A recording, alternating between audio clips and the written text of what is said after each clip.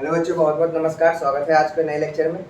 तो हम लोग आज स्टार्ट करने जा रहे हैं चार्ल्स लॉ, गै-लुसैक्स लॉ और आइडियल गैस इक्वेशंस। इसके हम थ्योरीज को कवर करेंगे और थ्योरीज को कवर करते हुए स्टार्ट करेंगे इसके न्यूमेरिकल पॉइंट ऑफ व्यू को। तो शुरू किया जाए आज का lecture. Yes, my name is Organolism Baba और ये है आपका beautiful the channel Organolism NEET.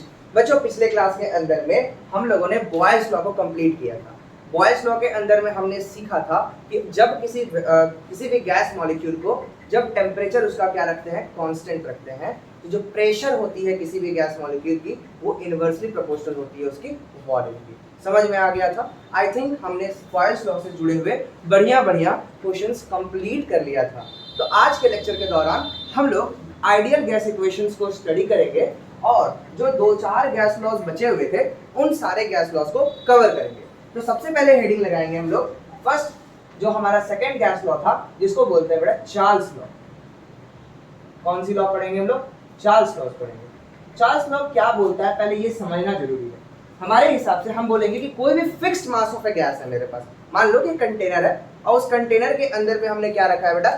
Fixed mass of a gas रखा है, ठीक है। और वो कंटेनर कैसा है? ओपन कंटेनर है। ध्यान सुनना, मैंने क्या बोला? इस बार क्लोज नहीं है। कंटेनर कैसा है? ओपन कंटेनर है। ओपन कंटेनर है तो कहता है सर कि अगर किसी fixed mass of a gas के अंदर में हम लोग प्रेशर को कांस्टेंट कर दें। अब क्या कर दिया हमने? प्रेशर को कांस्टेंट कर दें तो जो गैस का वॉल्यूम होगा ना, जो गैस का वॉल्यूम होगा it's directly proportional to the temperature of the gas. क्या बोला मैंने? मैं लिख देता हूं। मैंने बोला कि for a fixed mass of a gas, for a fixed mass of a gas, ठीक है जी, fixed mass of a gas in a open container. ध्यान सुनना, कैसा कंटेनर का नाम दिया है मैंने? Open container. ये बताना मुझे जरूरी है क्योंकि थर्मोडायनेमिक्स के अंदर में बहुत सारे बच्चे ना ओपन वर्ड क्लोज वर्ड समझ ही नहीं पाते, ठीक है। तो ओपन कंटेनर का साफ साफ मतलब कहीं पे भी लिखा हो ना तो इसका मतलब होता है बेटा प्रेशर कांस्टेंट है। क्या कांस्टेंट है सर? प्रेशर कांस्टेंट है, ठीक है। And open container the volume of a gas, the volume of a gas is directly proportional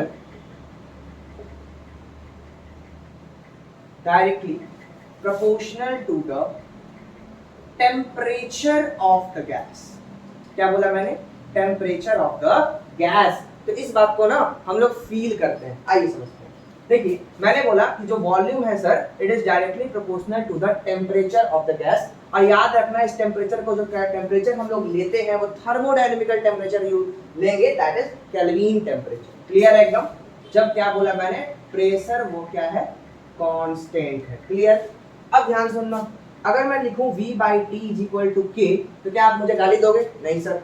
क्यों? क्योंकि V by T is equal to constant ही होगा, ठीक। इसी को बोला जाता है Charles equation, that is V1 by T1 is equal to V2 by T2। इसे क्या कहा जाता है सर? चार्ल्स इक्वेशन कहा जाता है। कौन सा चचा का इक्वेशन है? चार्ल्स का। क्लियर है एकदम?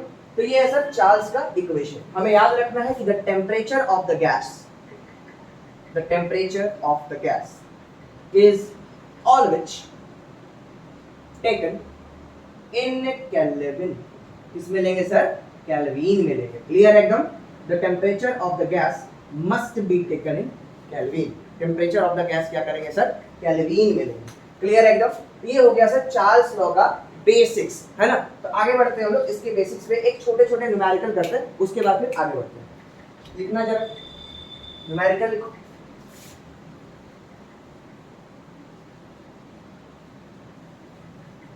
मजा यहाँ नहीं आएगा, आइडियल गैस इक्वेशन में मजा आएगा। बवाल बवाल सवाल लेके आया, देखते हैं। फर्स्ट क्वेश्चन ले आओ। क्वेश्चन ये बोल रहा है कि volume of the gas at 1 atmospheric pressure, the volume of a gas at 1 atmospheric pressure, ठीक है। 1 atm प्रेशर की बात हो रही है एंड 27 डिग्री सेल्सियस, और क्या बोला है बेटा? 27 डिग्री सेल्सियस इज 2 लीटर। कितना है? 2 लीटर। क्लियर एकदम? अब बोल रहा है कि if a gas is heated, if a gas is heated to 54 degree Celsius, 54 degree Celsius तक हमने क्या किया सर, हीट कर दिया गैस को। हमसे पूछ रहा है एट 1 एटमॉस्फेरिक प्रेशर। ध्यान से देखो, लैंग्वेज पकड़ना सबसे इंपॉर्टेंट होता है साइंस में, ठीक है। अब बोला गया है तुम्हारा कि find the volume of the gas, find the final volume of the gas, volume of a gas. Clear एकदम। ध्यान से देखो मैं कैसे समझाता हूं कि क्वेश्चन चार्ल्स लॉ का है। पहले बोला कि the volume of the gas at 1 atmospheric pressure at 27 degree Celsius is 2 litre, ठीक। उसके बाद बोला कि if the gas is heated to 54 degree Celsius at 1 atmospheric pressure, क्या मतलब हुआ कि जितना प्रेशर हमने पहले रखा था उतना ही प्रेशर बाद में भी है, मतलब कंटेनर कैसा है, ओपन है, मतलब प्रेशर क्या है, कांस्टेंट है। जब constant pressure, volume change, temperature change, कौन सा लॉ, चार्ल्स लॉ। हम लगा देंगे बेटा V1 by T1 is equal to V2 by T2, इतना ही तो अकल लगाना। तो अब बोला है कि volume of the gas 1 atmospheric pressure पे कितना था सर, 2 लीटर, 2 लीटर रख दिए। टेम्परेचर बोला है 27 डिग्री सेल्सियस, क्या आप 27 रखोगे, नहीं, क्या रखोगे, 300 केल्विन इज इक्वल टू, यहाँ पे क्या लिखा है, 54 डिग्री सेल्सियस तक रखा गया। वॉल्यूम पूछ रहा है, 54 को 273 से जोड़ दो, जोड़ो यार, हमको नहीं आता है, 5 6 7 है ना, 8 9 10 11 12, एक हाथ में, जो भी यहाँ पे आप इसको कैलकुलेट करोगे तो यहाँ से क्या निकल जाएगा सर, V2 निकल जाएगा। सिंपल क्वेश्चन है, आप आराम से कर सकते हो। आगे बढ़े। अब एक बहुत ही इंपॉर्टेंट टॉपिक होता है जिसको हम लोग बोलते हैं चार्ल्स गेज इक्वेशन। क्या बोलते हैं, चार्ल्स गेज इक्वेशन। क्या किसी ने सुना है चार्ल्स गेज इक्वेशन? हाँ, चार्ल्स गेज इक्वेशन के बारे में मैं तुम्हें डिस्कस करता हूँ, उससे पहले उसके स्टेटमेंट में लिख देता हूँ। क्लियर है एकदम? तो इसको मिटा दो।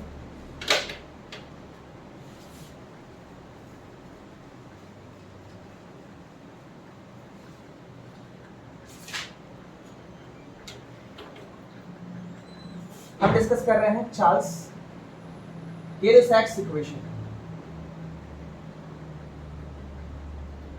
ठीक है।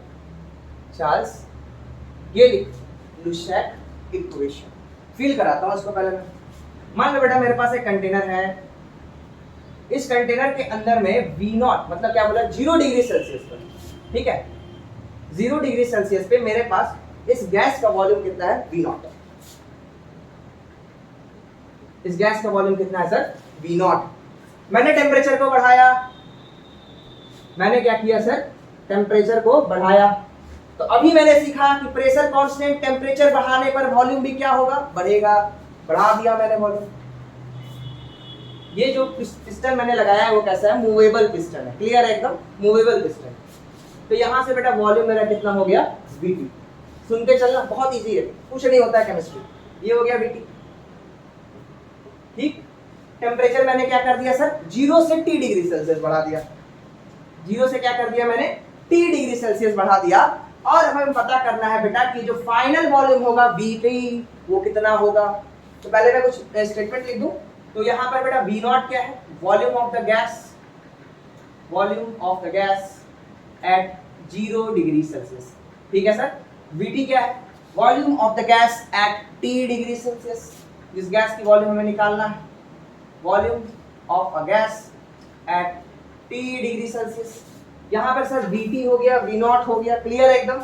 चलो, तो 0 डिग्री सेल्सियस पे टेम्परेचर को मैंने T0 मान लिया। Let be suppose the temperature will be T0, है ना जी। तो T0 हो गया, या फिर हम बोलेंगे सर कि T जो है ये हो गया sir temperature at T degree Celsius. अब ध्यान से सुनो, फील लेना फिजिक्स की, ठीक है। तो मैं जानता हूं कि चार्ल्स लॉ के अकॉर्डिंग टू चार्ल्स लॉ के अकॉर्डिंग हम बोलते हैं बेटा V1 by T1 is equal to V2 by T2। बोलो ना, चलो अब ध्यान सुनना। स्टार्टिंग का वॉल्यूम कितना था, V0 था सर। टेम्परेचर कितना था, 0 डिग्री सेल्सियस था। 0 डिग्री सेल्सियस लिखने के लिए मैंने बोला क्या कभी, नहीं। क्या बोला, केल्विन में लिखो, लिखो 273.15 degree Celsius is equal to, यहाँ का टेम्परेचर क्या लिखोगे बेटा, VT। क्या लिखोगे, VT। और जो सर ये जो टेम्परेचर T2 है उसको मैंने क्या किया, 0 में जोड़ाना। तो मैं लिखूंगा 273.15 प्लस T डिग्री सेल्सियस। बोलो ना, बोलो ना। क्लियर है एकदम। क्लियर है एकदम। तो यहाँ पे मैंने लिख दिया 2T प्लस 273 डिग्री सेल्सियस। अब ध्यान से सुनना, मुझे क्या निकालना है, फाइनल वॉल्यूम निकालना है। अगर मैं फाइनल वॉल्यूम का यहाँ से इक्वेशन लिखूं तो क्या VT इज इक्वल टू क्या लिख सकता हूँ, ध्यान से देखो, VT is equal to V naught, है ना। VT इज इक्वल टू मैं क्या लिख सकता हूँ, V नॉट लिख सकता हूँ into 273.15 plus T degree Celsius divided by 273.15। समझ में आया बात? ये हो गया इक्वेशन। तो यहाँ से मैंने इक्वेशन डिराइव किया। तो ये इक्वेशन क्या बोलता है, यहाँ का ये स्टेटमेंट क्या बोलता है, मैं बताता हूँ इसका स्टेटमेंट क्या बोलता है। बेटा बोलता है कि अगर आप किसी टेम्परेचर को T डिग्री सेल्सियस से बढ़ाओगे, मैंने क्या बोला सर, अगर आप किसी भी गैस के टेम्परेचर को T डिग्री सेल्सियस से बढ़ाओगे फ्रॉम 0 डिग्री सेल्सियस, कहां से सर, फ्रॉम 0 डिग्री सेल्सियस, ठीक है, तो जो वॉल्यूम होगा गैस का वो कितना होगा sir, VT is equal to V naught into 273.15 plus T degree Celsius divide by 273.15। इसी को कहा जाता है चार्ल्स गेज-लुसाक्स इक्वेशन। क्या बोला जाता है बेटा इसको, चार्ल्स गेज, ठीक है। ये हो गया क्लियर एकदम।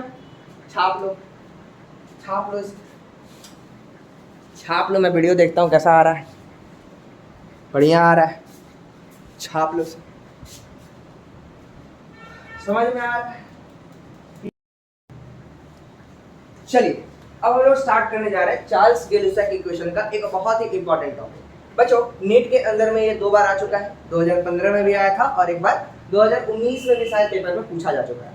कुछ बहुत इंपॉर्टेंट टॉपिक है। हमने बेटा अभी लिखा था, क्या लिखा था याद है आपको, मैंने लिखा था सर कि VT इज इक्वल टू होता है V naught plus 273.15 plus T degree Celsius divided by 273.15 लिखा था मैंने। इसको मैंने बोला था it is known as Charles Gay Lussac equation, ये मैंने बोला था, ठीक। अब मैं बोल रहा हूं कि आप टेम्परेचर के चेंज को 1 डिग्री सेल्सियस या फिर 1 केल्विन कर दो। क्या कर दो, टेम्परेचर के चेंज को 1 डिग्री सेल्सियस या 1 केल्विन कर दो, ठीक। तो अब पता करना है कि सर वॉल्यूम में कितना का चेंज आएगा, ठीक है, एट 0 डिग्री सेल्सियस। और गैस को हमने कहाँ रखा है, 0 डिग्री सेल्सियस। क्लियर है एकदम। अब ध्यान सुनो, यहाँ पे मैंने बोला कि जो टेम्परेचर है सर उसको मैंने क्या कर दिया, 1 केल्विन कर दिया या 1 डिग्री सेल्सियस कर दिया, ठीक। तो हमको चेंज इन वॉल्यूम का पता करना है। तो मैं लिखूंगा बेटा कि VT इज इक्वल टू क्या है, V naught plus 273.15 plus 1 divided by क्या हो जाएगा 273.15। लिख सकता हूँ, हाँ सर लिख सकते हो। यहाँ से देखो VT इज इक्वल टू मैं क्या लिख सकता हूँ, V naught plus V naught into 1/273.15 common ले लिया मैंने, लिख सकता हूँ, हाँ सर लिख सकते हो। तो VT minus V naught is equal to मैं क्या लिखूंगा, that is equal to V naught upon 273.15। क्या इसी को मैं वॉल्यूम का चेंज कहूंगा, हाँ सर इसको चेंज कहोगे आप वॉल्यूम का, that is equal to V naught into 273.15। Clear है एकदम। अब यहाँ पे क्वेश्चन क्या आता है, ध्यान सुनना।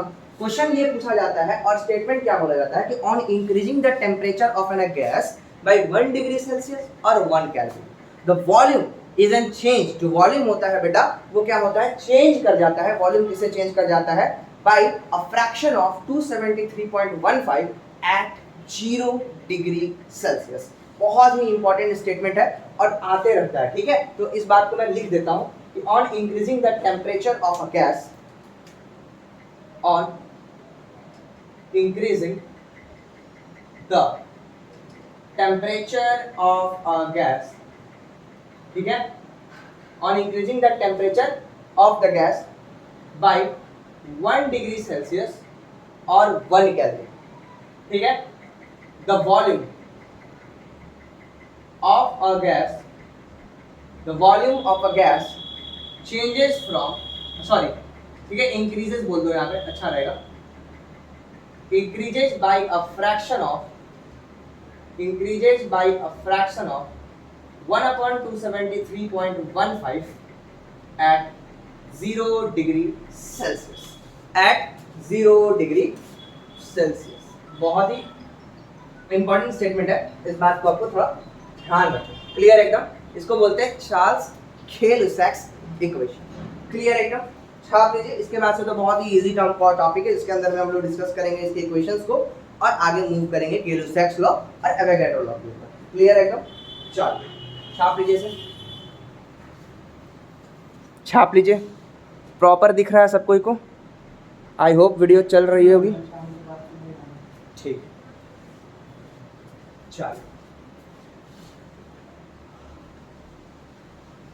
तो हम ना कुछ बड़ा ही इंपॉर्टेंट होता है, उसको मैं देख लेता हूँ। तो कुछ ग्राफ्स बनाए जाए। पहला ग्राफ मैं सिखाना चाहूंगा आपको वॉल्यूम वर्सेस टेम्परेचर का, ठीक है? वॉल्यूम वर्सेस क्या बोलेंगे सर? टेम्परेचर का। यहाँ पे जो टेम्परेचर मैंने लिया है वो लिया है केल्विन। तो अभी मैंने देखा कि V is directly proportional to क्या होता है सर? T होता है। V is directly proportional to क्या होता है? T होता है। तो जो इक्वेशन बनेगा वो क्या बनेगा? स्ट्रेट लाइन बनेगा। क्लियर है? तो आप 2-3 इक्वेशन आप मुझे करके बता दो, ठीक है? यहाँ पे मैं 3-4 इक्वेशन लिख रहा हूँ। V है, यहाँ का प्रेशर P1 है, यहाँ का प्रेशर P2 है, यहाँ का प्रेशर P3 है। तो क्या बता सकते हो? P1 बड़ा, P2 बड़ा, P3 बड़ा? हाँ सर आप बता सकते हैं। कैसे बताइएगा, बताइए मुझे। आप किसी एक स्टेटमेंट में मैं बताता हूँ कि किसी एक को कांस्टेंट कर लिया जाए। क्लियर है एकदम? यहाँ पे मैंने क्या किया, टेम्परेचर को कांस्टेंट कर लिया। क्लियर? हाँ सुना। PV इक्वल टू क्या होता है? nRT। PV इक्वल टू क्या होता है बेटा? nRT। ठीक, अब यहाँ पे ध्यान सुनना, इस केस के अंदर में मैंने टेम्परेचर को क्या किया है? कांस्टेंट। तो टेम्परेचर को कांस्टेंट कर लिया। क्लियर एकदम? और अब यहाँ पे देखना है हमें कि प्रेशर P1 V1 क्या होगा। हमने टेम्परेचर इस सारे इस देखो ध्यान देना, इस वाले वॉल्यूम को V1 बोला, इस वाले वॉल्यूम को V2 बोला, इस वाले वॉल्यूम को V3 बोला। क्लियर है? अब देखो मैं कराता हूँ। तो P तो कांस्टेंट है ही सर, तो V इज इक्वल टू मैं nRT बटे P लिख सकता हूँ। बिल्कुल। अब यहाँ पे देखो V डायरेक्टली प्रोपोर्शनल टू क्या आ जाएगा? ये जो V है वो किसके प्रोपोर्शनल आ जाएगा सर? ध्यान देखो, V is directly proportional to temperature, ठीक है ना? टेम्परेचर तो कांस्टेंट ही है, तो ये किसके आ जाएगा रे? प्रेशर निकालना था, प्रेशर भी कांस्टेंट। हाँ, V is inversely proportional to P आ जाएगा। बिल्कुल सही बात। V is inversely proportional to क्या आ जाएगा सर? P। इसका मतलब ये है सर कि जिसका प्रेशर ज्यादा होगा, जिसका वॉल्यूम ज्यादा होगा उसका प्रेशर कम होगा। तो वॉल्यूम V1 ज्यादा, V2 ज्यादा, V3 ज्यादा, कौन ज्यादा? मैं बोलूंगा सर कि V1 V2 V3 बड़ा है, V1 बड़ा है V2 से, V2 बड़ा है V3 से एट द सेम टेम्परेचर। इसका मतलब ये है सर कि P1 छोटा है P2 से, P2 छोटा है P3 से। क्लियर एकदम? क्लियर एकदम? बहुत ही आसान है यार कॉन्सेप्ट्स, है ना? बहुत आसान है, कोई टफ सवाल आता भी नहीं है। नीट में देखने ये वाला आया हुआ है, ठीक है ना? जेई में भी आता है। अगला देखते हैं। एक स्टेटमेंट और देखो, बड़ा ही इंपॉर्टेंट कांसेप्ट समझाने जा रहा हूँ, ध्यान सुनना बच्चों। यहाँ पे मैं टेम्परेचर को ना अब सेल्सियस में लेता हूँ, ठीक? और मैं यहाँ वॉल्यूम को V में लेता हूँ। ध्यान सुन। अब जो ग्राफ होगा ना बेटा ऐसे नहीं बनेगा, अब ग्राफ बनेगा पीछे से। अब इसको करना पड़ेगा एक्सट्रापोलेट, और जो टेम्परेचर जहां पर ये जाएगा ना वो होता है -273.15 डिग्री सेल्सियस, या इसी को कहते हैं 0 केल्विन। कहते हैं बेटा कि कोई भी गैस कभी भी इस टेम्परेचर को मतलब कि कभी भी कोई भी गैस जो है इस टेम्परेचर को ऑक्युपाई नहीं कर सकता है। क्या मतलब सर? मतलब कोई भी गैस कभी भी सर -273.15 डिग्री सेल्सियस पर नहीं आएगा। काहे? कहते हैं बेटा इस टेम्परेचर को 0 केल्विन बोला जाता है, और इसको एक हाइपोथेटिकल टेम्परेचर कहा जाता है। बहुत फास्ट पढ़ा रहा हूं मैं, पता नहीं क्यों, लेकिन पता नहीं, हाइपोथेटिकल टेम्परेचर कहा जाता है। क्या कहा जाता है? Hypothetical temperature. बहुत इंपॉर्टेंट है, 0 केल्विन, ठीक है ना? पूछा जाता है कि व्हाट इज 0 केल्विन। तो 0 केल्विन एक हाइपोथेटिकल टेम्परेचर है। कहते हैं कि इस टेम्परेचर तक आते आते कोई भी गैस नहीं हो सकता। क्या मतलब सर? कहने का मतलब है कि इस टेम्परेचर पर आने के बाद गैस अपने फेज को चेंज कर लेता है, मतलब गैस नहीं होकर क्या हो जाता है बेटा? नहीं तो वो सॉलिड बन जाएगा या फिर क्या हो जाएगा? लिक्विड हो जाएगा। ठीक है, तो बड़ा ही इंपॉर्टेंट है, दैट इज 0 केल्विन। बहुत बार आ चुका है नीट में, आई थिंक हमको लगता है कि 2022 का ही सवाल था। बड़ा ही इंपॉर्टेंट है, ध्यान सुनना। तो इस बात को याद रखना। 0 केल्विन को डिफाइन कर देता हूँ, ये पूछा जाता है, डिफाइन 0 केल्विन। डिफाइन 0 केल्विन, इसको एब्सोल्यूट टेम्परेचर भी कहा जाता है। इसे क्या कहा जाता है सर? Absolute temperature. इतना फास्ट क्यों पढ़ा रहे हैं? तो इसको बात करते हैं 0 केल्विन ऑफ एब्सोल्यूट टेम्परेचर। ये बोलता क्या है कि it is a hypothetical temperature. ये क्या होता है? हाइपोथेटिकल टेम्परेचर होता है। ये क्या होता है? हाइपोथेटिकल टेम्परेचर होता है। ठीक है, एट दिस टेम्परेचर, इस टेम्परेचर पर द गैस, ठीक है ना, नेवर कम्स, गैस कभी भी यहां नहीं आ सकती है, because after attaining this temperature, after attaining this temperature, इस टेम्परेचर को अटेन करने के बाद, ठीक है ना, the gas not be a gas, ठीक है, गैस गैस नहीं होती है, it's change is phase, it's change the phase by solid और इन लिक्विड, ठीक है बेटा। यहां तक आते आते जो गैस होती है ना ही सॉलिड होती है ना ही क्या होती है सर, लिक्विड होती है। क्लियर एकदम, बहुत इंपॉर्टेंट है, that is what is 0 kelvin और एब्सोल्यूट टेम्परेचर। और ये ग्राफ याद रखना, नीट में दोनों आता है, कभी कभी क्या करता है डिग्री सेल्सियस वाला पूछता है, कभी कभी केल्विन वाला पूछता है। तो अगर केल्विन वाला पूछेगा तो ग्राफ हमेशा कहां से जाएगा सर, ग्राफ हमेशा यहां से स्ट्रेट होगा, दैट इज ओरिजिन से शुरू होगा। और अगर डिग्री सेल्सियस का ग्राफ होगा सर तो ये क्या होगा, यहां से शुरू होगा। क्लियर एकदम, ध्यान समझ लेना इस बात को, बहुत इंपॉर्टेंट है। तो आई होप ये वाला भी टॉपिक हमने, देखो चार्ल्स का थोड़ा सा बड़ा है इसलिए इसको डिस्कस करने में मुझे टाइम लगा। क्लियर एकदम, छाप लीजिए इसको, छाप लीजिए इसे। 9 मिनट में तो मैंने गर्दा मचा दिया, बहुत कुछ पढ़ा दिया यार, आधा घंटा लगता था मुझे इसे कवर करने में।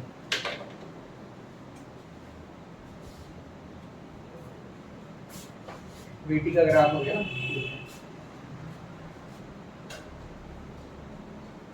अच्छा, कभी differential form of Charles law पढ़े हो आप लोग? कभी कभी एक बार ना मुझे आईआईटी में एक सवाल दिखा था जिसमें differential form of the equation भी पूछा जाता है। सीख लो, कोई बड़ी चीज नहीं होती है, हर कुछ कॉन्सेप्ट्स होते हैं और कुछ नहीं, बता दे रहा हूं।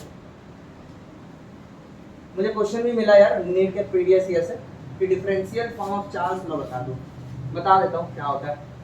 क्वेश्चन के थ्रू करा दो क्या, देखो तो एक क्वेश्चन लिखो, क्वेश्चन के थ्रू कराने में ज्यादा मजा है ना।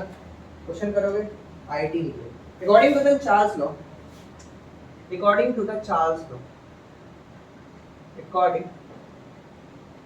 to the Charles law, ठीक है ना, according to the Charles law, here the k is the constant of the proportionality, here k is the constant of proportionality, ठीक है ना बच्चा, k is the constant of proportionality। Equation दे रखा है बेटा dv by dt, sorry dv by dt, हाँ ठीक है, dv by dt at the constant pressure is equal to minus k। Equation है sir dv by dt at a constant temperature is equal to minus k by t। Third equation है बेटा dv by dt at a constant temperature is equal to plus k। और option D है बेटा dv by dt at a constant pressure is equal to, ठीक है ना, is equal to के। बताइए, ये चार इक्वेशन आपके पास दिए गए हैं, इन चार इक्वेशंस में से बताना है कि कौन सा इक्वेशन चार्ल्स लॉ के लिए वैलिड है। मैं सिखाता हूँ, बहुत इजी होता है, कंसेप्ट है बस, और कुछ नहीं है। जैसे हमने अभी जैसे लॉग वाला टॉपिक देखा था ना, लॉग को कैसे फॉर्म को चेंज करते हैं, वैसे ये भी है और कुछ नहीं है। देखो मैं बताता हूँ, v is directly proportional to t, पढ़े हो? हाँ सर, ये तो आपने पढ़ा है।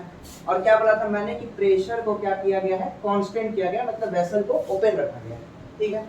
तो v by t is equal to constant लिखा जा सकता है, हाँ बेटा v by t is equal to constant लिखा जा सकता है। क्लियर है? डिफरेंशिएशन करना है बच्चों, आपने डिफरेंशिएशन पढ़ के आया है, हाँ। डिफरेंशिएशन क्या बोलता है, ये तो डिफरेंशिएट करने ही नहीं बोल रहा है, बस इक्वेशन पूछ रहा है। तो dv by dt is equal to, मैं कांस्टेंट को k लिखता हूँ, यहाँ बोल रहा है ना कि वो जो कांस्टेंट है ना प्रोपोर्शनलिटी का, वो k है, मैंने भी लिख दिया सर। तो क्या dv by dt at the constant pressure will be equal to k लिखा जा सकता है? बिल्कुल सर। देखो तो ढूंढो तो कोई इक्वेशन ऐसा दिख रहा है आपको? मुझे दिख रहा है क्या, दिख रहा है क्या? हाँ, सी ऑप्शन। क्लियर एकदम, ये नीट में नहीं आया, जेई में पूछा हुआ सवाल है, ये जेई मेन में आया था, ठीक है, देख लेना किस ईयर में आया था, मुझे मिला तो डाल दिया मैंने। बहुत ही अच्छा सवाल था, अच्छा तो नहीं बोले यार, लेवल क्या है इसका, औकात है क्वेश्चन का, बट चलिए। तो ये मैंने सिखा दिया differential form of Charles law, Charles law का डिफरेंशियल फॉर्म सिखा दिया, ठीक है सर। तो Charles law I think cover होता है यहाँ से। कुछ सवाल करोगे क्या? कुछ सवाल कर लो, करो सवाल करो, मिटा देता हूँ, सवाल करो।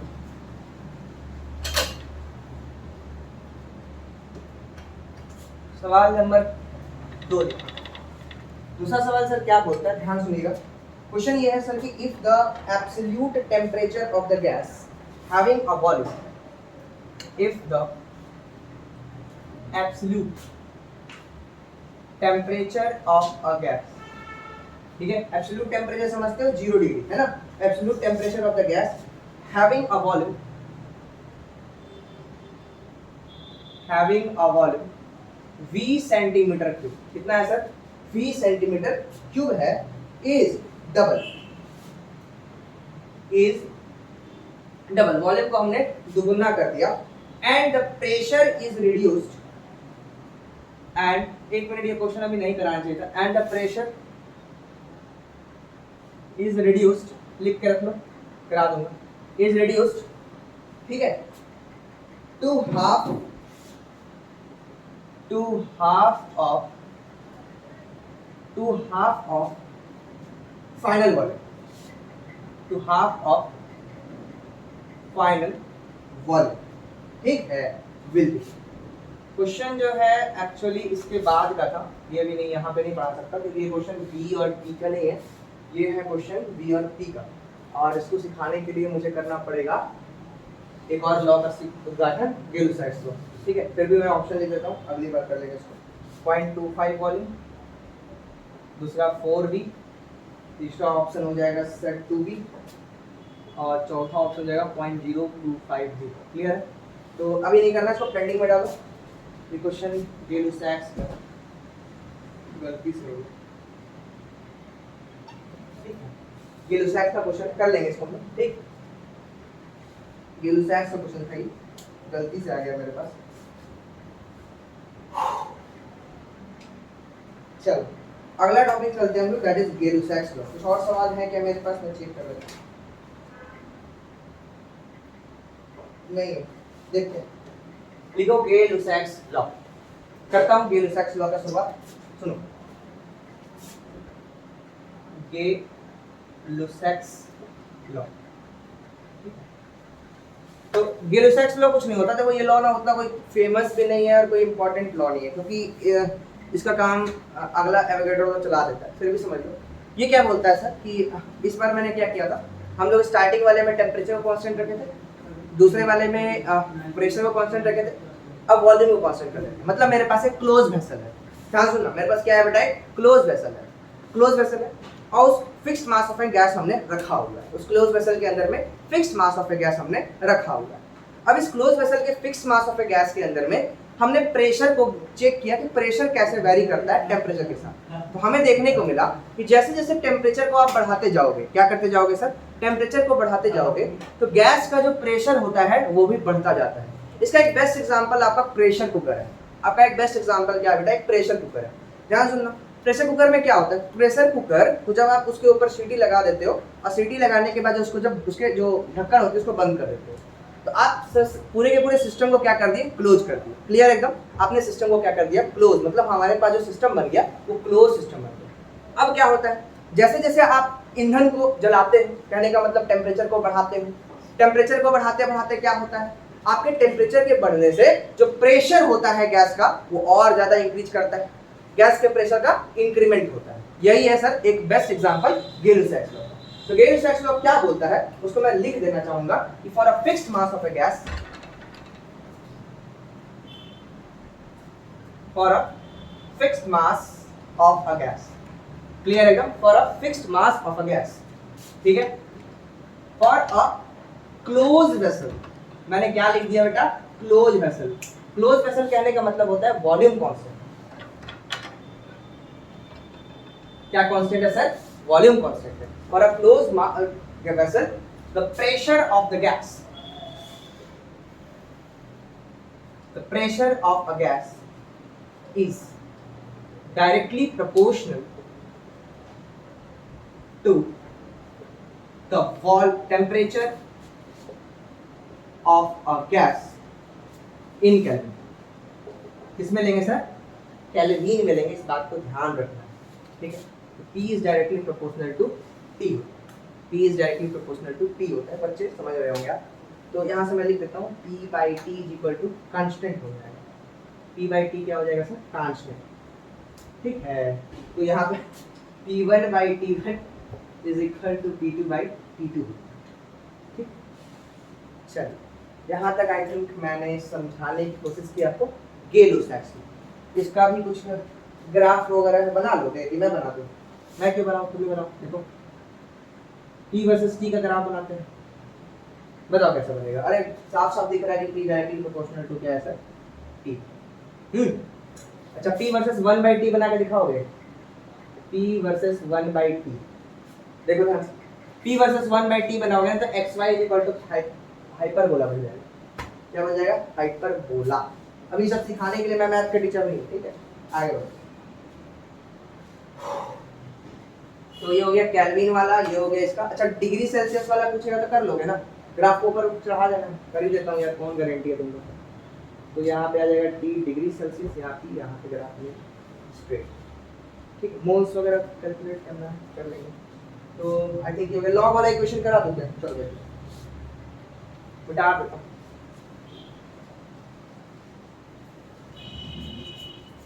अरे क्वेश्चन मिटा दिया,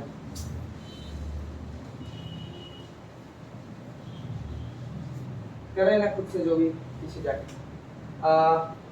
लॉग वन, हाँ P/T कांस्टेंट लिखा ना मैंने, log m/n पढ़ाया होगा मैंने। log m/n क्या होता है, log m plus log n। तो log P/T equal to k है, log k लिखो यहाँ पे, तो मैं लिखूंगा log P plus log T is equal to log k। अरे बोलो ना यार, ये सब चीज नहीं आएगा तो फिर फिजिक्स किस बात का। log P is equal to log k minus log, एक मिनट, log m/n की लिखोगे, ग्राफ तो ठीक ही होना चाहिए। नहीं, log m/n क्या होता है, ये होता है, ठीक है। इधर जाएगा तो ये हो जाएगा log t हो जाएगा, ठीक है। y equal to mx plus c का ग्राफ बनना चाहिए था, तो log p versus log t बनाएंगे। तो ये mx है, ये c है, इंटरसेप्ट पॉजिटिव बनेगा। तो यहाँ मैं लिख दिया log p, यह लिख दिया log t।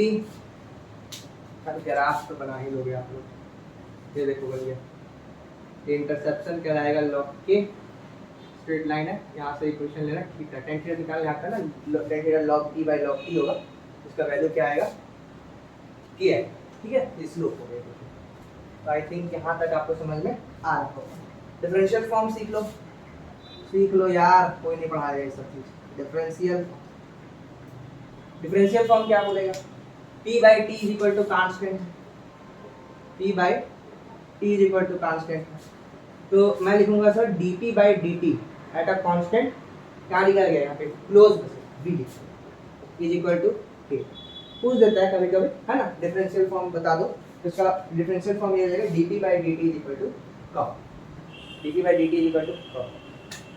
तो ये हो गया differential form of the Charles law और गैलुसैक्स लॉ।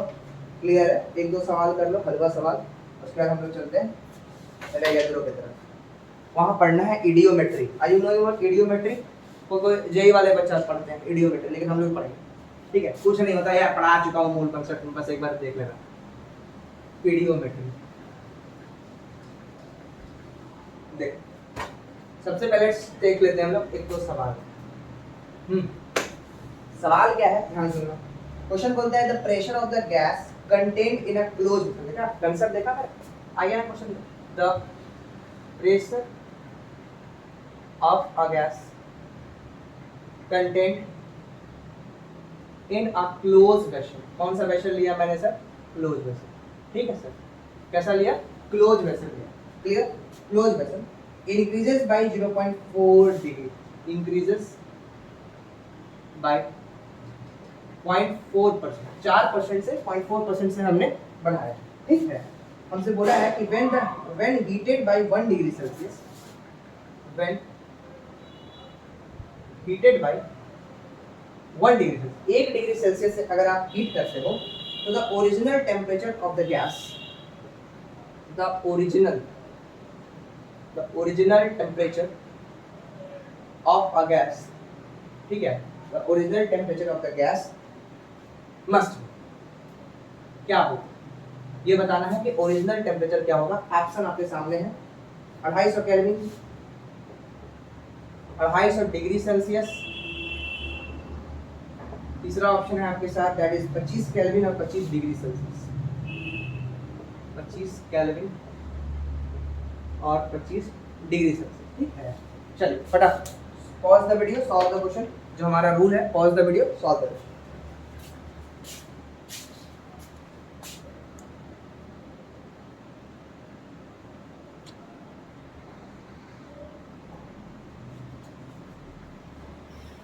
तेरे वास्ते फलक से मैं चांद लाऊंगा, सूरज सत्तर सितारे संग बांध लाऊंगा, तेरे वास्ते फलक से मैं चांद लाऊंगा। क्या बोल रहा है? The pressure of the gas contained in a closed vessel is increases by. बहुत सारे बच्चों को इंक्रीजेस बाय और इंक्रीजेस टू से समझ में नहीं आता है।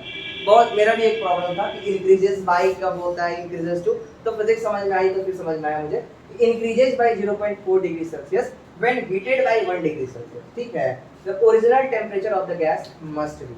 सुनो ध्यान से, मान लेते हैं let the pressure of a gas is P naught। कितना प्रेशर था? P naught pressure. हमने क्या किया, प्रेशर को कितना कर दिया, इंक्रीजेस बाय 0.4, मतलब कि जो प्रेशर था ना P naught, उसमें मैंने 0.4% बढ़ा दिया। तो जो फाइनल प्रेशर होगा, फाइनल प्रेशर कितना हो जाएगा बेटा? That is P naught plus 0.4%। 0.4% कर लेंगे ना, पीवी से खाना पड़ेगा आपको। तो 0.4% मैं लिखूंगा, तो मैं लिखूंगा क्या, P naught प्लस 0.4 अपॉन यहाँ से 100। ठीक है, यहाँ से हो जाएगा, आई थिंक सही है। ठीक, बस हो गया। अब कुछ नहीं करना है, P1 by T1 equal to P2 by T2 लगा देना। कर लोगे, सवाल करना, आंसर आएगा 250 डिग्री सेल्सियस में नहीं आएगा, क्योंकि टेम्परेचर को हमने पहले से ही चेंज करके रख लिया है। इजी क्वेश्चन नहीं है, ये क्वेश्चन जेई में आया हुआ था तो मैंने ले लिया।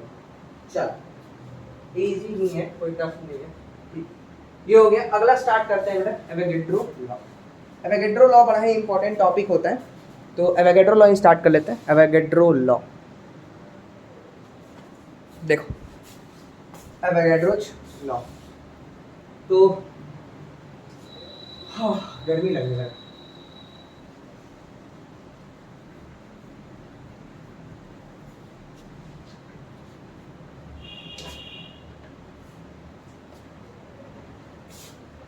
एवोगैड्रो लॉ तो पढ़ के आए होगे आप लोग, फिर भी देख लो, मैं नहीं पढ़ाया था वहां पर। Avogadro's law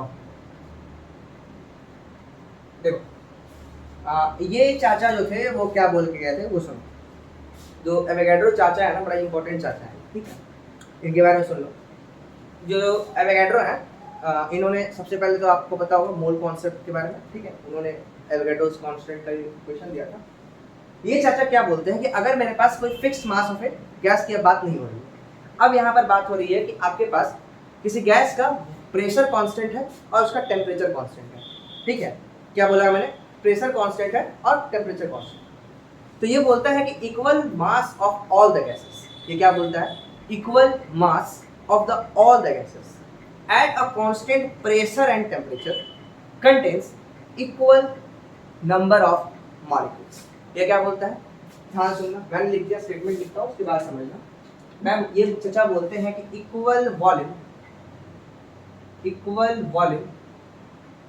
of all the gases, ठीक है, equal volume of all the gases at constant temperature and pressure, clear एकदम, at the constant temperature and pressure contains equal number of molecules। क्या बोलता है, equal number of molecules। ये है Avogadro चाचा का स्टेटमेंट। क्या मतलब है कि अगर आप किसी गैस के, कोई गैस का कंटेनर है और उस गैस का कंटेनर का मैंने प्रेशर को कांस्टेंट कर दिया, मतलब हम क्लोज वेसल की बात यहाँ पे भी नहीं करते हैं, हम यहाँ बात करते हैं ओपन वेसल की। लेकिन अब जो सिस्टम हमने बनाया है उसके अंदर में टेम्परेचर को भी कांस्टेंट कर दिया, मतलब टेम्परेचर पे कोई छेड़छाड़ नहीं की जा रही है, मतलब टेम्परेचर में कोई भी चेंजेस नहीं आएगी। ठीक है, इसको हम लोग बोलते हैं आइसोथर्मिक बाउंड्री। ठीक है, आइसोथर्मिक बाउंड्री। तो उस केस में जो वॉल्यूम होती है किसी भी गैस की, वो डायरेक्टली प्रोपोर्शनल होता है सर उसके नंबर ऑफ मोल्स। क्या होती है सर, नंबर ऑफ मोल्स के प्रोपोर्शनल होता है। जब प्रेशर और टेम्परेचर को हमने क्या रखा है, कांस्टेंट रखा है। यही है एवोगैड्रो का सिद्धांत। तो V by N is equal to क्या होता है, कांस्टेंट होता है। ठीक है, तो इसमें कोई खास सवाल तो नहीं आता है, जो आता है मैं बताता हूँ। V1 by N1 equal to V2 by N2। आपको पता है मैंने मोल कॉन्सेप्ट के अंदर में आपको सिखाया था कि गैस के लिए जब हम स्टोइकियोमेट्री पढ़ रहे थे तो स्टोइकियोमेट्री में ना एक बड़ा ही अच्छा इंपॉर्टेंट ऑर्गेनोलिक ट्रिक मैंने दिया था, है ना, कि जो आप क्या करो कि stoichiometry of the number of moles of the gas divide by stoichiometric coefficient of the first gas will be equal to number of moles of the, इससे पहले मैं सिखा देता हूं। मान लो A A B B B B C C D D, ये question दे रखा था, तो मैं बोलता था आपको कि number of moles of A upon its stoichiometry will be equal to number of moles of its stoichiometry equal to number of moles of its stoichiometry upon D। लेकिन ये मोल के लिए वैलिड था, लेकिन मैंने बोला था कि अगर आप किसी गैस की बात करते हो तो गैस के केस में, अब यहीं से आया था एक्चुअली वो, वहां पे मैं नहीं बता सकता था कि वो फर्स्ट चैप्टर था मोल कॉन्सेप्ट। ये यहाँ पे मैं क्यों वहां पर वॉल्यूम ऑफ द गैस में भी ये लगाने के लिए बोल देता था, रीजन क्या था कि फॉर यही एवोगैड्रो लॉ था। लॉ ये बोलता था कि अगर आप टेम्परेचर और प्रेशर को कांस्टेंट कर देते हो किसी भी गैस मॉलिक्यूल के केस में, तो जो वॉल्यूम होगा वो नंबर ऑफ मोल्स के प्रोपोर्शनल होगा। मतलब किसी गैस का अगर मान लो कि 2 मोल है तो इसका मतलब वो 2 लीटर गैस है। क्लियर है एकदम, 2 मोल गैस का मतलब 2 लीटर गैस होता है। तो इसीलिए ना यहाँ पे हम बता रहे थे कि एवोगैड्रो लॉ के हिसाब से कि V अगर N के बराबर है तो V के जगह पर N रखा जा सकता है और N की जगह पर V रखा जा सकता है। तो ये क्वेश्चन बड़ा इंपॉर्टेंट है, याद रखो। मैं इस पे तगड़े तगड़े सवाल करा रहा हूँ, देखते चलो। ठीक है, इडियोमेट्री बोलते हैं उसको। ठीक है, यहाँ से हम लोग इडियोमेट्रिक कैलकुलेशन सीखेंगे। इडियोमेट्रिक कैलकुलेशन कुछ नहीं होता है, बहुत ही इजी है, मैं सिखा चुका हूँ, बस आपको 1-2 सवाल करा के कंसेप्ट दिलाना चाहता हूँ और कुछ नहीं। मिटा दो उसे, चलो देखो।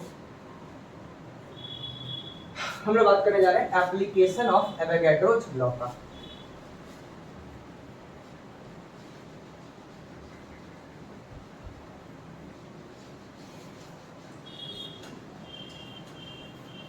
आइडियल गैस इक्वेशन पे कल क्वेश्चन आएंगे, आज इडियोमेट्रिक पे करते हैं। ठीक है, तो हम बात करने जा रहे हैं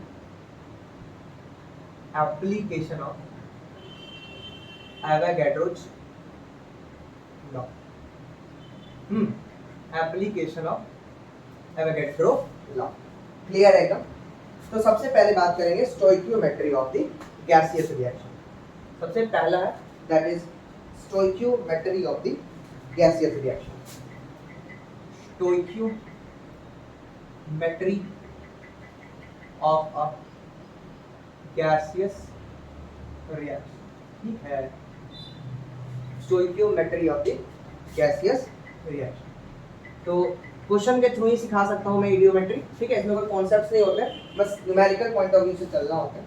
आपको क्या प्रोडक्ट ऑफ कंबशन पता है अलग अलग गैसेस के लिए? आई थिंक पता होगा।